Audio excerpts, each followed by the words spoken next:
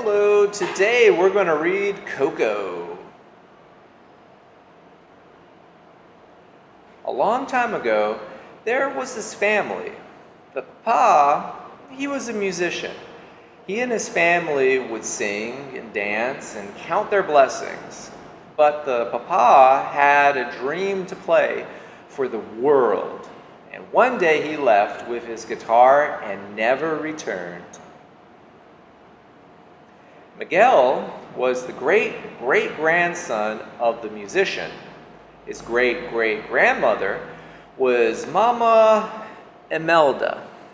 When her husband left, she learned to make shoes, and she taught her daughter, Miguel's great-grandmother, Mama Coco, to make shoes. The business was handed down from generation to generation, along with Mama Imelda's one rule: no music. Miguel had a secret. He loved music. He wanted to perform in a talent show later that night of Dia de los Muertos. That's Spanish for Day of the Dead. But his grandmother, his abuelita, that's Spanish for grandmother, forbade it. Dia de los Muertos was a special day. It's the one night of the year our ancestors can come visit us.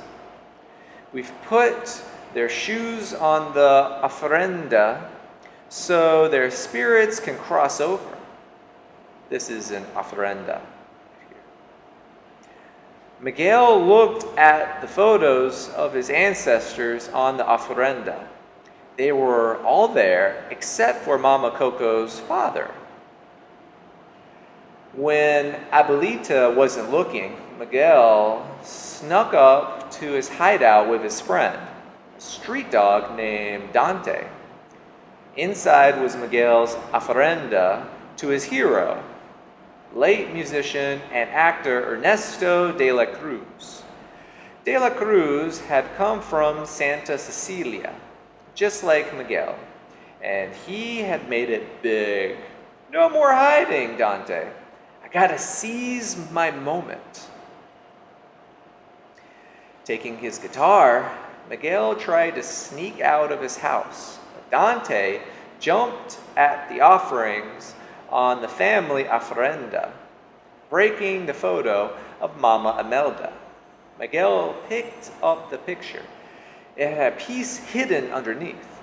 A man was holding a guitar with a handle carved to look like a skull. His face was torn off, but Miguel recognized the guitar. Miguel was overjoyed. He was going to be a musician just like his great-great-grandfather. When he told Abuelita, she was furious. She picked up Miguel's guitar and smashed it. Miguel was heartbroken. He ran all the way to Mariachi Plaza, but he could not compete in the talent contest without a guitar. So Miguel snuck into De la Cruz's tomb. Miguel grabbed the guitar and began to strum it. Suddenly, something magical happened. A pile of marigold petals on the floor started to glow. Frightened, Miguel dropped the guitar and ran out of the tomb. He had somehow crossed over into the realm of the dead. He was invisible to the living. Only Dante could see him. Miguel turned and ran right into his ancestors: Papa Julio, Tia Rosita, Tio Oscar, and Philip. They were all really there except Mama Imelda. She hadn't been able to cross over, but she would know how to get Miguel back home. Together, they all went across the glowing marigold bridge, which connected the two worlds. They found Mama Imelda at the Department of Family Reunions. She couldn't cross over because her photo wasn't on the family ofrenda. Miguel needed his family's blessing to send him home before sunrise, or he would turn into a skeleton and remain in the land of the dead. Mama Imelda agreed to give Miguel her blessing if he gave up music. But Miguel couldn't give up music. He needed a new plan. If I want to be a musician, I need a musician's blessing. We got to find my great-great-grandpa. Miguel and Dante snuck away from Miguel's ancestors. They ran into a skeleton named Hector. He claimed to know De la Cruz. Hector offered to help Miguel, but he wanted something in return. No one's ever put up my picture, but you can change that. Miguel agreed to take Hector's picture back with him. Together, they headed to where De la Cruz was. Miguel learned there was a music competition going on in Plaza de la Cruz. The winner would get to play at De la Cruz's party. Hector Miguel borrowed a guitar from one of Hector's friends and went to the Plaza de la Cruz. Nervously, Miguel took the stage. Encouraged by Hector, he played one of De la Cruz's upbeat songs. The crowd went wild. Just then, Mama Imelda and the rest of the Rivera showed up. Miguel quickly pulled Hector away before he could see them. When the MC announced that a family was looking for a living boy, Hector was furious with Miguel. "You could have taken my photo back this whole time?" Miguel shook his head. "But they hate music. I need a musician's blessing." Hector started to pull Miguel toward his family, but Miguel broke free from his grip. Throwing Hector's picture in his face, Miguel ran away. Dante wanted to hold Miguel back, but it didn't work out. Miguel ran right into Mama Imelda. They argued, but then she began to sing. Miguel was confused. "I thought you hated music." Mama Imelda shook her head. "I loved it, but when we had Coco, I wanted to put down roots. He wanted to play for the world. We each made a sacrifice to get what we wanted. Now you must make a choice." Miguel refused. "Why can't you be on my side? That's what family is supposed to do." Miguel turned and ran. Miguel snuck into De la Cruz's party and finally met the famous musician. Suddenly, Hector burst in. He was slowly fading because he was being forgotten. It turned out that Hector had written all of De la Cruz's songs, but the famous musician had never told anyone that. Listening to Hector's story of being betrayed by De la Cruz, Miguel suspected that Hector's death was no accident. De la Cruz denied it and had his security guards remove Hector. Then he grabbed Hector's photo from Miguel.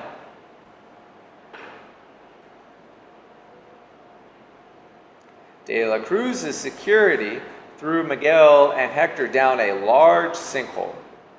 A golden flicker fluttered through Hector's bones. "She's forgetting me, my daughter. I wish I could tell her that her papa was trying to come home, that he loved her so much. My Coco." Miguel pulled out the old photo. "Is that you?" Hector nodded. Hector was Miguel's great-great-grandfather. He touched the photo sadly. "Coco is the last person who remembers me. The moment she's gone from the living world, you disappear from this one."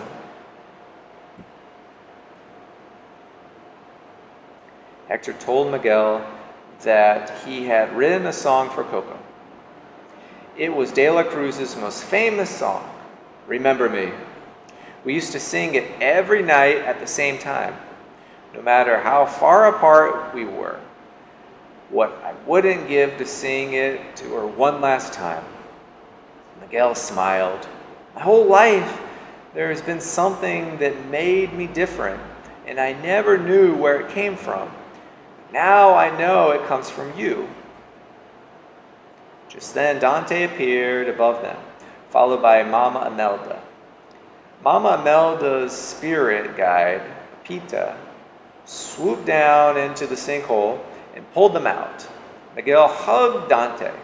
Dante, you knew he was my papa, Hector, the whole time. With that, Dante began to glow in bright colors. He sprouted wings, revealing his true spirit guide form. Miguel agreed to accept Mama Imelda's blessing if they could get Hector's photo back. He tried to go home to you and Coco, but De La Cruz murdered him. Mama Imelda was shocked. Miguel, if we help you get this photo, you will return home. No more music, Miguel nodded. Family comes first. Hector and the Riveras snuck into the sunrise spectacular to confront De La Cruz. Mama Imelda managed to snatch Hector's photo from the musician, but wound up on stage. When the spotlight turned on De La Cruz, Mama Imelda ran off stage. She gave Miguel the photo. Suddenly, De La Cruz grabbed Miguel. He grinned evilly at Hector. You think I'd let him get back into the land of living with your photo? To keep your memory alive? No.